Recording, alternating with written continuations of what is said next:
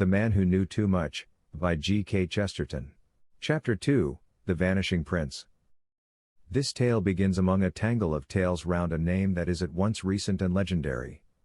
The name is that of Michael O'Neill, popularly called Prince Michael, partly because he claimed descent from ancient Fenian princes, and partly because he was credited with a plan to make himself Prince President of Ireland, as the last Napoleon did of France. He was undoubtedly a gentleman of honorable pedigree and of many accomplishments, but two of his accomplishments emerged from all the rest. He had a talent for appearing when he was not wanted and a talent for disappearing when he was wanted, especially when he was wanted by the police. It may be added that his disappearances were more dangerous than his appearances. In the latter he seldom went beyond the sensational, pasting up seditious placards, tearing down official placards, making flamboyant speeches, or unfurling forbidden flags. But in order to effect the former he would sometimes fight for his freedom with startling energy, from which men were sometimes lucky to escape with a broken head instead of a broken neck. His most famous feats of escape, however, were due to dexterity and not to violence. On a cloudless summer morning he had come down a country road white with dust, and, pausing outside a farmhouse, had told the farmer's daughter, with elegant indifference, that the local police were in pursuit of him. The girl's name was Bridget Royce, a somber and even sullen type of beauty, and she looked at him darkly, as if in doubt, and said, "Do you want me to hide you?" Upon which he only laughed, leapt lightly over the stone wall, and strode toward the farm, merely throwing over his shoulder the remark, "Thank you, I have generally been quite capable of hiding myself." In which proceeding he acted with a tragic ignorance of the nature of women, and there fell on his path in that sunshine a shadow of doom. While he disappeared through the farmhouse the girl remained for a few moments looking up the road, and two perspiring policemen came plowing up to the door where she stood. Though still angry, she was still silent, and a quarter of an hour later the officers had searched the house and were already inspecting the kitchen garden and cornfield behind it. In the ugly reaction of her mood she might have been tempted even to point out the fugitive, but for a small difficulty that she had no more notion than the policeman had of where he could possibly have gone. The kitchen garden was enclosed by a very low wall, and the cornfield beyond lay aslant like a square patch on a great green hill on which he could still have been seen even as a dot in the distance. Everything stood solid in its familiar place. The apple tree was too small to support or hide a climber, the only shed stood open and obviously empty, there was no sound save the droning of summer flies and the occasional flutter of a bird unfamiliar enough to be surprised by the scarecrow in the field. There was scarcely a shadow save a few blue lines that fell from the thin tree. Every detail was picked out by the brilliant daylight as if in a microscope.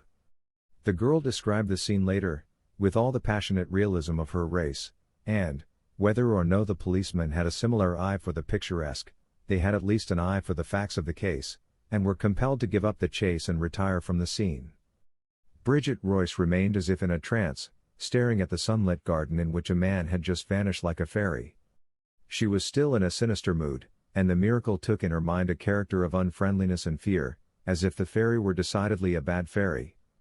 The sun upon the glittering garden depressed her more than the darkness, but she continued to stare at it. Then the world itself went half-witted and she screamed. The scarecrow moved in the sunlight.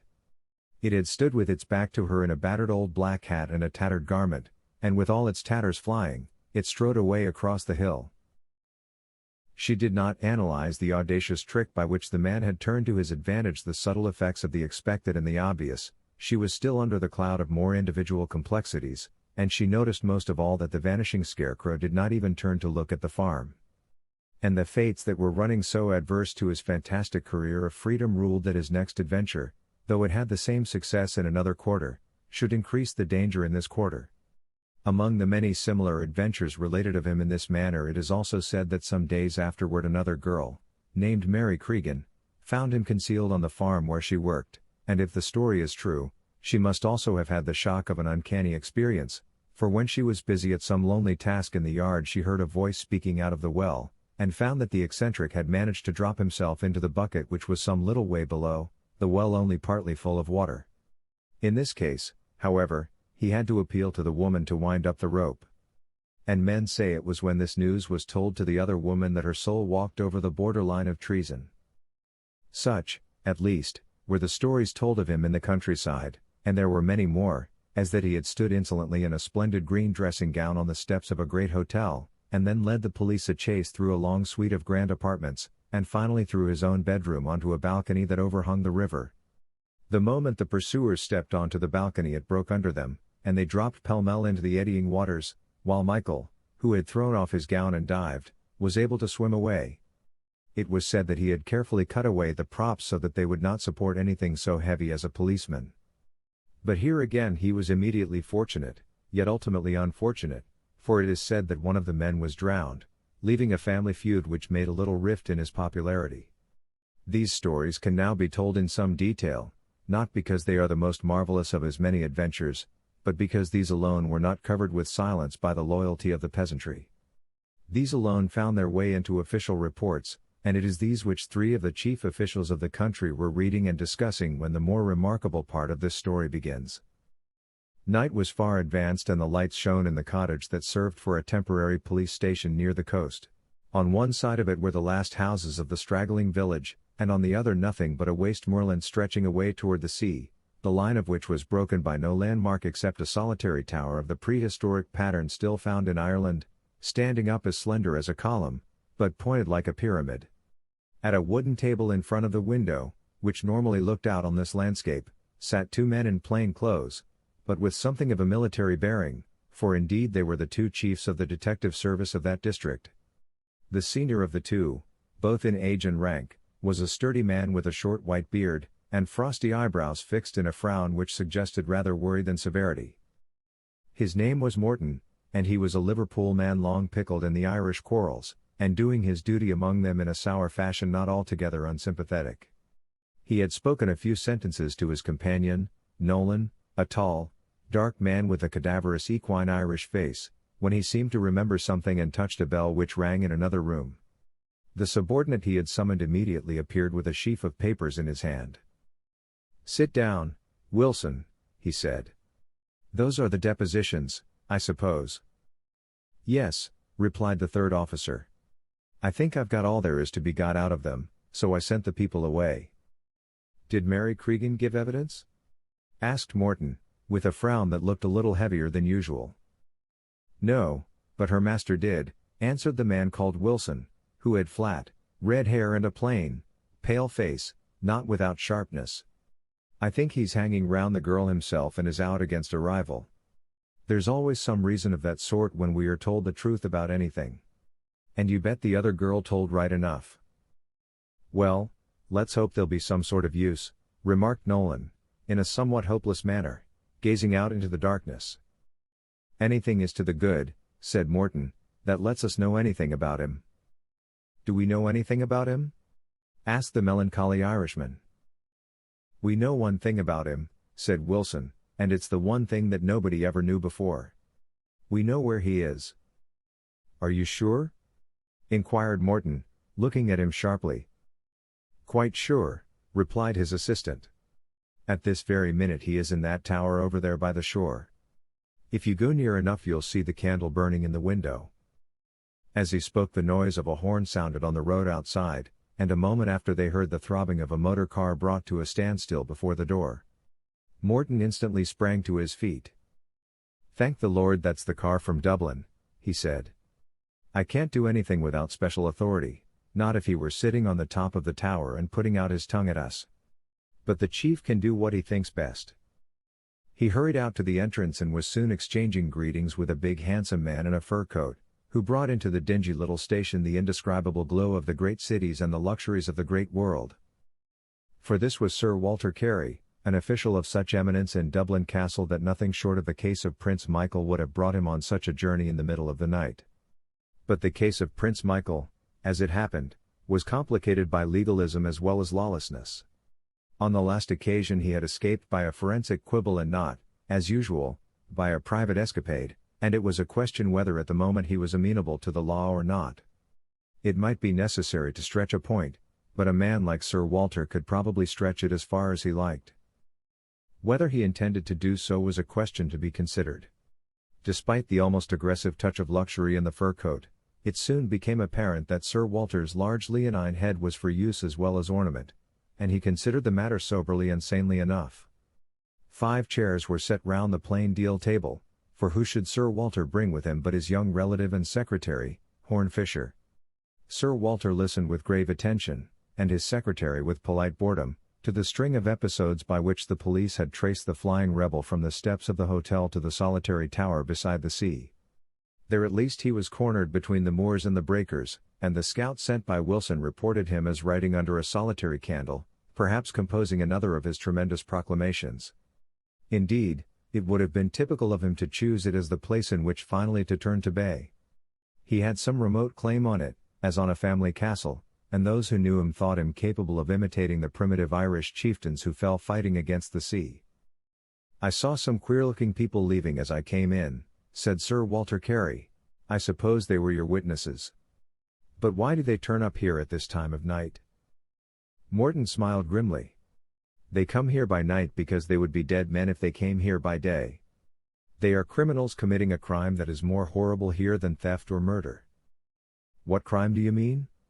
asked the other, with some curiosity. "They are helping the law," said Morton. There was a silence, and Sir Walter considered the papers before him with an abstracted eye. At last he spoke. "Quite so, but look here, if the local feeling is as lively as that, there are a good many points to consider. I believe the new act will enable me to collar him now if I think it best." "But is it best?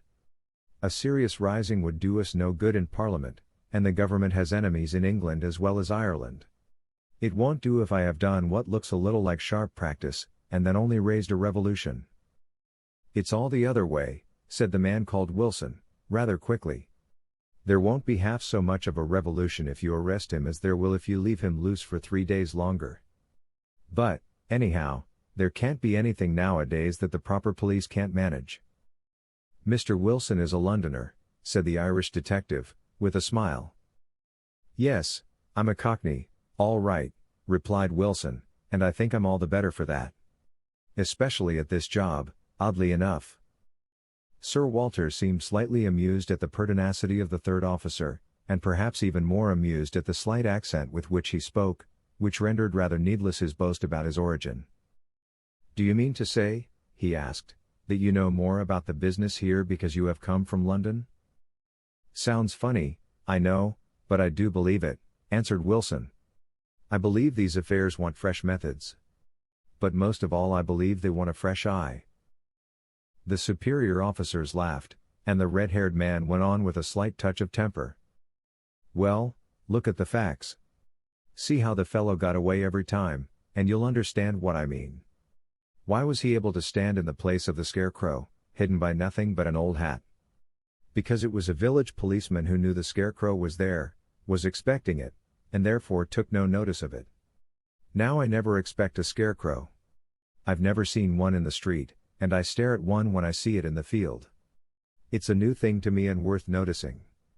And it was just the same when he hid in the well. You are ready to find a well in a place like that, you look for a well, and so you don't see it. I don't look for it, and therefore I do look at it." "It is certainly an idea," said Sir Walter, smiling, "but what about the balcony?" "Balconies are occasionally seen in London. But not rivers right under them, as if it was in Venice," replied Wilson. "It is certainly a new idea," repeated Sir Walter, with something like respect. He had all the love of the luxurious classes for new ideas. But he also had a critical faculty, and was inclined to think, after due reflection, that it was a true idea as well. Growing dawn had already turned the window panes from black to grey when Sir Walter got abruptly to his feet. The others rose also, taking this for a signal that the arrest was to be undertaken. But their leader stood for a moment in deep thought, as if conscious that he had come to a parting of the ways. Suddenly the silence was pierced by a long, wailing cry from the dark moors outside. The silence that followed it seemed more startling than the shriek itself, and it lasted until Nolan said, heavily, "'Tis the Banshee. Somebody is marked for the grave." His long, large-featured face was as pale as a moon, and it was easy to remember that he was the only Irishman in the room. "Well, I know that Banshee," said Wilson, cheerfully, "ignorant as you think I am of these things. I talked to that Banshee myself an hour ago, And I sent that banshee up to the tower and told her to sing out like that if she could get a glimpse of our friend writing his proclamation." "Do you mean that girl Bridget Royce?" asked Morton, drawing his frosty brows together. "Has she turned King's evidence to that extent?" "Yes," answered Wilson. "I know very little of these local things, you tell me, but I reckon an angry woman is much the same in all countries." Nolan, however, seemed still moody and unlike himself. "It's an ugly noise and an ugly business altogether," he said. "If it's really the end of Prince Michael, it may well be the end of other things as well. When the spirit is on him, he would escape by a ladder of dead men, and wade through that sea if it were made of blood." "Is that the real reason of your pious alarms?" asked Wilson, with a slight sneer. The Irishman's pale face blackened with a new passion. "I have faced as many murderers in County Clare as you ever fought with in Clapham Junction, Mr. Cockney," he said. "Hush, please," said Morton, sharply. "Wilson, you have no kind of right to imply doubt of your superior's conduct. I hope you will prove yourself as courageous and trustworthy as he has always been." The pale face of the red-haired man seemed a shade paler, but he was silent and composed, and Sir Walter went up to Nolan with marked courtesy, saying, "Shall we go outside now, and get this business done?" Dawn had lifted, leaving a wide chasm of white between a great grey cloud and the great grey moorland, beyond which the tower was outlined against the daybreak and the sea. Something in its plain and primitive shape vaguely suggested the dawn in the first days of the earth, in some prehistoric time when even the colors were hardly created, when there was only blank daylight between cloud and clay. These dead hues were relieved only by one spot of gold, the spark of the candle alight in the window of the lonely tower, and burning on into the broadening daylight. As the group of detectives, followed by a cordon of policemen, spread out into a crescent to cut off all escape, the light in the tower flashed as if it were moved for a moment, and then went out. They knew the man inside had realized the daylight and blown out his candle. "There are other windows, aren't there?" asked Morton, "and a door, of course, somewhere round the corner?" "Only a round tower has no corners." "Another example of my small suggestion," observed Wilson, quietly. "That queer tower was the first thing I saw when I came to these parts, and I can tell you a little more about it, or, at any rate, the outside of it. There are 4 windows altogether, one a little way from this one, but just out of sight. Those are both on the ground floor, and so is the third on the other side, making a sort of triangle. But the fourth is just above the third, and I suppose it looks on an upper floor." "It's only a sort of loft, reached by a ladder," said Nolan. "I've played in the place when I was a child. It's no more than an empty shell." And his sad face grew sadder, thinking perhaps of the tragedy of his country and the part that he played in it. "The man must have got a table and chair, at any rate," said Wilson, "but no doubt he could have got those from some cottage. If I might make a suggestion, sir, I think we ought to approach all the 5 entrances at once, so to speak. One of us should go to the door and one to each window. McBride here has a ladder for the upper window." Mr. Horn Fisher languidly turned to his distinguished relative and spoke for the first time. "I am rather a convert to the Cockney school of psychology," he said in an almost inaudible voice. The others seemed to feel the same influence in different ways, for the group began to break up in the manner indicated. Morton moved toward the window immediately in front of them, where the hidden outlaw had just snuffed the candle, Nolan, a little farther westward to the next window, while Wilson, followed by McBride with the ladder, went round to the 2 windows at the back. Sir Walter Carey himself, followed by his secretary, began to walk round toward the only door, to demand admittance in a more regular fashion. "He will be armed, of course," remarked Sir Walter, casually. "By all accounts," replied Horn Fisher, "he can do more with a candlestick than most men with a pistol. But he is pretty sure to have the pistol, too." Even as he spoke, the question was answered with a tongue of thunder. Morton had just placed himself in front of the nearest window, his broad shoulders blocking the aperture. For an instant it was lit from within as with red fire, followed by a thundering throng of echoes. The square shoulders seemed to alter in shape, and the sturdy figure collapsed among the tall, rank grasses at the foot of the tower. A puff of smoke floated from the window like a little cloud. The 2 men behind rushed to the spot and raised him, but he was dead. Sir Walter straightened himself and called out something that was lost in another noise of firing. It was possible that the police were already avenging their comrade from the other side. Fisher had already raced round to the next window, and a new cry of astonishment from him brought his patron to the same spot. Nolan, the Irish policeman, had also fallen, sprawling all his great length in the grass, and it was red with his blood. He was still alive when they reached him, but there was death on his face, and he was only able to make a final gesture telling them that all was over, and, with a broken word and a heroic effort, motioning them on to where his other comrades were besieging the back of the tower. Stunned by these rapid and repeated shocks, the two men could only vaguely obey the gesture, and, finding their way to the other windows at the back, they discovered a scene equally startling, if less final and tragic. The other two officers were not dead or mortally wounded, but McBride lay with a broken leg and his ladder on top of him, evidently thrown down from the top window of the tower, while Wilson lay on his face, quite still as if stunned, with his red head among the grey and silver of the sea holly. In him, however, the impotence was but momentary, for he began to move and rise as the others came round the tower. "My God! It's like an explosion!" cried Sir Walter, and indeed it was the only word for this unearthly energy, by which one man had been able to deal death or destruction on three sides of the same small triangle at the same instant. Wilson had already scrambled to his feet and with splendid energy flew again at the window, revolver in hand. He fired twice into the opening and then disappeared in his own smoke, but the thud of his feet and the shock of a falling chair told them that the intrepid Londoner had managed at last to leap into the room. Then followed a curious silence, and Sir Walter, walking to the window through the thinning smoke, looked into the hollow shell of the ancient tower. Except for Wilson, staring around him, there was nobody there. The inside of the tower was a single empty room, with nothing but a plain wooden chair and a table on which were pens, ink and paper, and the candlestick.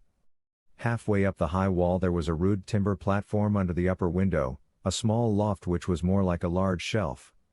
It was reached only by a ladder, and it seemed to be as bare as the bare walls. Wilson completed his survey of the place and then went and stared at the things on the table. Then he silently pointed with his lean forefinger at the open page of the large notebook. The writer had suddenly stopped writing, even in the middle of a word. "I said it was like an explosion," said Sir Walter Carey at last. "And really the man himself seems to have suddenly exploded. But he has blown himself up somehow without touching the tower. He's burst more like a bubble than a bomb." "He has touched more valuable things than the tower," said Wilson, gloomily. There was a long silence, and then Sir Walter said, seriously, "Well, Mr. Wilson, I am not a detective, and these unhappy happenings have left you in charge of that branch of the business. We all lament the cause of this, but I should like to say that I myself have the strongest confidence in your capacity for carrying on the work. What do you think we should do next?" Wilson seemed to rouse himself from his depression and acknowledged the speaker's words with a warmer civility than he had hitherto shown to anybody. He called in a few of the police to assist in routing out the interior, leaving the rest to spread themselves in a search party outside. "I think," he said, "the first thing is to make quite sure about the inside of this place, as it was hardly physically possible for him to have got outside. I suppose poor Nolan would have brought in his banshee and said it was supernaturally possible. But I've got no use for disembodied spirits when I'm dealing with facts. And the facts before me are an empty tower with a ladder, a chair, and a table. The spiritualists," said Sir Walter, with a smile, "would say that spirits could find a great deal of use for a table." "I dare say they could if the spirits were on the table, in a bottle," replied Wilson, with a curl of his pale lip. "The people round here, when they're all sodden up with Irish whiskey, may believe in such things. I think they want a little education in this country." Horn Fisher's heavy eyelids fluttered in a faint attempt to rise, as if he were tempted to a lazy protest against the contemptuous tone of the investigator. "The Irish believe far too much in spirits to believe in spiritualism," he murmured. "They know too much about 'em. If you want a simple and childlike faith in any spirit that comes along you can get it in your favorite London." "I don't want to get it anywhere," said Wilson, shortly. "I say I'm dealing with much simpler things than your simple faith, with a table and a chair and a ladder. Now what I want to say about them at the start is this. They are all three made roughly enough of plain wood. But the table and the chair are fairly new and comparatively clean. The ladder is covered with dust and there is a cobweb under the top rung of it. That means that he borrowed the first two quite recently from some cottage, as we supposed, but the ladder has been a long time in this rotten old dustbin. Probably it was part of the original furniture, an heirloom in this magnificent palace of the Irish kings. Again Fisher looked at him under his eyelids, but seemed too sleepy to speak, and Wilson went on with his argument. Now it's quite clear that something very odd has just happened in this place. The chances are 10 to 1, it seems to me, that it had something specially to do with this place. Probably he came here because he could do it only here, it doesn't seem very inviting otherwise. But the man knew it of old, they say it belonged to his family, so that altogether, I think, everything points to something in the construction of the tower itself. Your reasoning seems to me excellent, said Sir Walter, who was listening attentively. But what could it be? You see now what I mean about the ladder, went on the detective, it's the only old piece of furniture here and the first thing that caught that cockney eye of mine. But there is something else. That loft up there is a sort of lumber room without any lumber. So far as I can see, it's as empty as everything else, and, as things are, I don't see the use of the ladder leading to it. It seems to me, as I can't find anything unusual down here, that it might pay us to look up there. He got briskly off the table on which he was sitting, for the only chair was allotted to Sir Walter, and ran rapidly up the ladder to the platform above. He was soon followed by the others, Mr. Fisher going last, however, with an appearance of considerable nonchalance. At this stage, however, they were destined to disappointment. Wilson nosed in every corner like a terrier and examined the roof almost in the posture of a fly, but half an hour afterward they had to confess that they were still without a clue. Sir Walter's private secretary seemed more and more threatened with inappropriate slumber, and, having been the last to climb up the ladder, seemed now to lack the energy even to climb down again. "Come along, Fisher," called out Sir Walter from below, when the others had regained the floor. "We must consider whether we'll pull the whole place to pieces to see what it's made of." "I'm coming in a minute," said the voice from the ledge above their heads, a voice somewhat suggestive of an articulate yawn. "What are you waiting for?" asked Sir Walter, impatiently. "Can you see anything there?" "Well, yes, in a way," replied the voice, vaguely. "In fact, I see it quite plain now." "What is it?" asked Wilson, sharply, from the table on which he sat kicking his heels restlessly. "Well, it's a man," said Horn Fisher. Wilson bounded off the table as if he had been kicked off it. "What do you mean?" he cried. "How can you possibly see a man?" "I can see him through the window," replied the secretary, mildly. "I see him coming across the moor. He's making a beeline across the open country toward this tower. He evidently means to pay us a visit.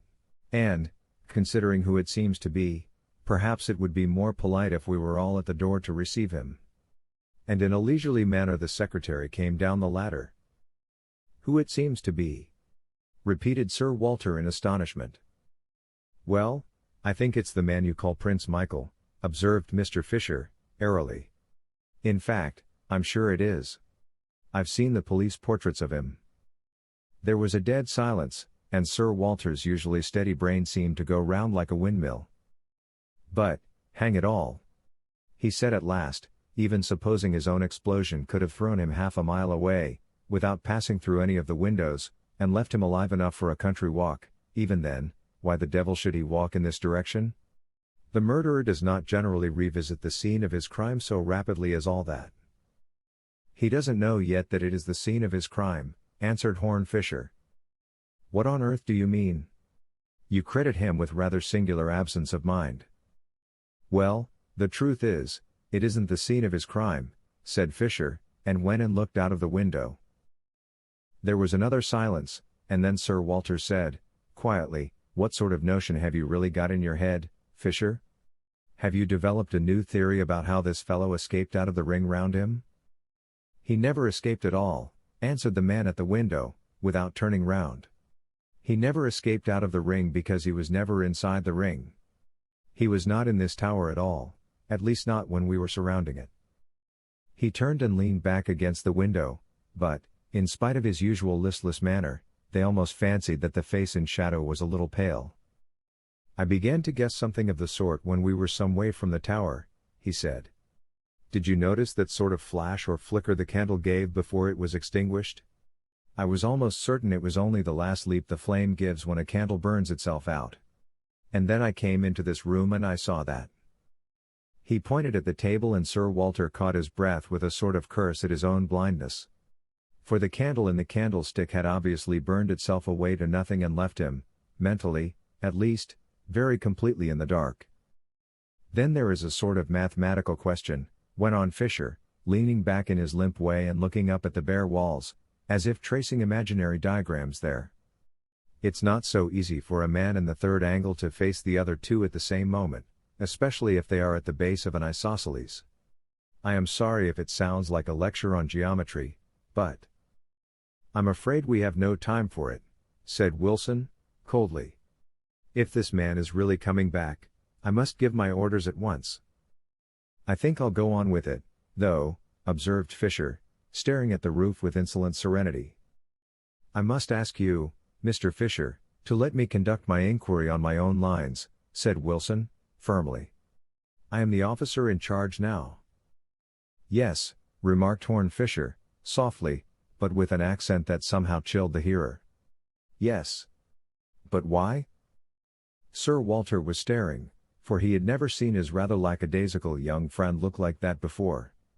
Fisher was looking at Wilson with lifted lids, and the eyes under them seemed to have shed or shifted a film, as do the eyes of an eagle. "Why are you the officer in charge now?" he asked. "Why can you conduct the inquiry on your own lines now? How did it come about, I wonder, that the elder officers are not here to interfere with anything you do?" Nobody spoke, and nobody can say how soon anyone would have collected his wits to speak when a noise came from without. It was the heavy and hollow sound of a blow upon the door of the tower, and to their shaken spirits it sounded strangely like the hammer of doom. The wooden door of the tower moved on its rusty hinges under the hand that struck it, and Prince Michael came into the room. Nobody had the smallest doubt about his identity. His light clothes, though frayed with his adventures, were of fine and almost foppish cut, and he wore a pointed beard, or imperial, perhaps as a further reminiscence of Louis Napoleon, but he was a much taller and more graceful man than his prototype. Before anyone could speak he had silenced everyone for an instant with a slight but splendid gesture of hospitality. "Gentlemen," he said, "this is a poor place now, but you are heartily welcome." Wilson was the first to recover, and he took a stride toward the newcomer. "Michael O'Neill, I arrest you in the King's name for the murder of Francis Morton and James Nolan. It is my duty to warn you." "No, no, Mr. Wilson," cried Fisher, suddenly. "You shall not commit a third murder." Sir Walter Carey rose from his chair, which fell over with a crash behind him. "What does all this mean?" he called out in an authoritative manner. "It means," said Fisher, "that this man, Hooker Wilson, as soon as he had put his head in at that window, killed his two comrades who had put their heads in at the other windows, by firing across the empty room. That is what it means. And if you want to know, count how many times he is supposed to have fired and then count the charges left in his revolver." Wilson, who was still sitting on the table, abruptly put a hand out for the weapon that lay beside him. But the next movement was the most unexpected of all, for the prince standing in the doorway passed suddenly from the dignity of a statue to the swiftness of an acrobat and rent the revolver out of the detective's hand. "You dog!" he cried. "So you are the type of English truth, as I am of Irish tragedy, you who come to kill me, wading through the blood of your brethren. If they had fallen in a feud on the hillside, it would be called murder, and yet your sin might be forgiven you. But I, who am innocent, I was to be slain with ceremony. There would be long speeches and patient judges listening to my vain plea of innocence, noting down my despair and disregarding it. Yes, that is what I call assassination. But killing may be no murder. There is one shot left in this little gun, and I know where it should go." Wilson turned quickly on the table, and even as he turned he twisted in agony, for Michael shot him through the body where he sat, so that he tumbled off the table like lumber. The police rushed to lift him, Sir Walter stood speechless, and then, with a strange and weary gesture, Horne Fisher spoke. "You are indeed a type of the Irish tragedy," he said. "You were entirely in the right, and you have put yourself in the wrong." The prince's face was like marble for a space, then there dawned in his eyes a light not unlike that of despair. He laughed suddenly and flung the smoking pistol on the ground. "I am indeed in the wrong," he said. "I have committed a crime that may justly bring a curse on me and my children." Horne Fisher did not seem entirely satisfied with this very sudden repentance. He kept his eyes on the man and only said, in a low voice, "What crime do you mean?" "I have helped English justice," replied Prince Michael. "I have avenged your king's officers, I have done the work of his hangman. For that truly I deserve to be hanged." And he turned to the police with a gesture that did not so much surrender to them, but rather command them to arrest him. This was the story that Horne Fisher told to Harold March, the journalist, many years after, in a little, but luxurious, restaurant near Piccadilly. He had invited March to dinner some time after the affair he called The Face and the Target, and the conversation had naturally turned on that mystery and afterward on earlier memories of Fisher's life and the way in which he was led to study such problems as those of Prince Michael. Horne Fisher was 15 years older, his thin hair had faded to frontal baldness, and his long, thin hands dropped less with affectation and more with fatigue. And he told the story of the Irish adventure of his youth, because it recorded the first occasion on which he had ever come in contact with crime, or discovered how darkly and how terribly crime can be entangled with law. "Hooker Wilson was the first criminal I ever knew, and he was a policeman," explained Fisher, twirling his wine glass. "And all my life has been a mixed-up business of the sort. He was a man of very real talent, and perhaps genius, and well worth studying, both as a detective and a criminal. His white face and red hair were typical of him, for he was one of those who were cold and yet on fire for fame, and he could control anger, but not ambition. He swallowed the snubs of his superiors in that first quarrel, though he boiled with resentment, but when he suddenly saw the two heads dark against the dawn and framed in the two windows, he could not miss the chance, not only of revenge, but of the removal of the two obstacles to his promotion. He was a dead shot and counted on silencing both, though proof against him would have been hard in any case. But, as a matter of fact, he had a narrow escape, in the case of Nolan, who lived just long enough to say, "Wilson in point." We thought he was summoning help for his comrade, but he was really denouncing his murderer. After that it was easy to throw down the ladder above him, for a man up a ladder cannot see clearly what is below and behind, and to throw himself on the ground as another victim of the catastrophe. But there was mixed up with his murderous ambition a real belief, not only in his own talents, but in his own theories. He did believe in what he called a fresh eye, and he did want scope for fresh methods. There was something in his view, but it failed where such things commonly fail, because the fresh eye cannot see the unseen. It is true about the ladder and the scarecrow, but not about the life and the soul, and he made a bad mistake about what a man like Michael would do when he heard a woman scream. All Michael's very vanity and vainglory made him rush out at once. He would have walked into Dublin Castle for a lady's glove. Call it his pose or what you will, but he would have done it. What happened when he met her is another story, and one we may never know, but from tales I've heard since, they must have been reconciled. Wilson was wrong there, but there was something, for all that, in his notion that the newcomer sees most, and that the man on the spot may know too much to know anything. He was right about some things. He was right about me. "About you?" asked Harold March in some wonder. "I am the man who knows too much to know anything, or, at any rate, to do anything," said Horne Fisher. "I don't mean especially about Ireland. I mean about England. I mean about the whole way we are governed, and perhaps the only way we can be governed. You asked me just now what became of the survivors of that tragedy. Well, Wilson recovered and we managed to persuade him to retire. But we had to pension that damnable murderer more magnificently than any hero who ever fought for England. I managed to save Michael from the worst, but we had to send that perfectly innocent man to penal servitude for a crime we know he never committed, and it was only afterward that we could connive in a sneakish way at his escape. And Sir Walter Carey is Prime Minister of this country, which he would probably never have been if the truth had been told of such a horrible scandal in his department. It might have done for us altogether in Ireland, it would certainly have done for him. And he is my father's old friend, and has always smothered me with kindness.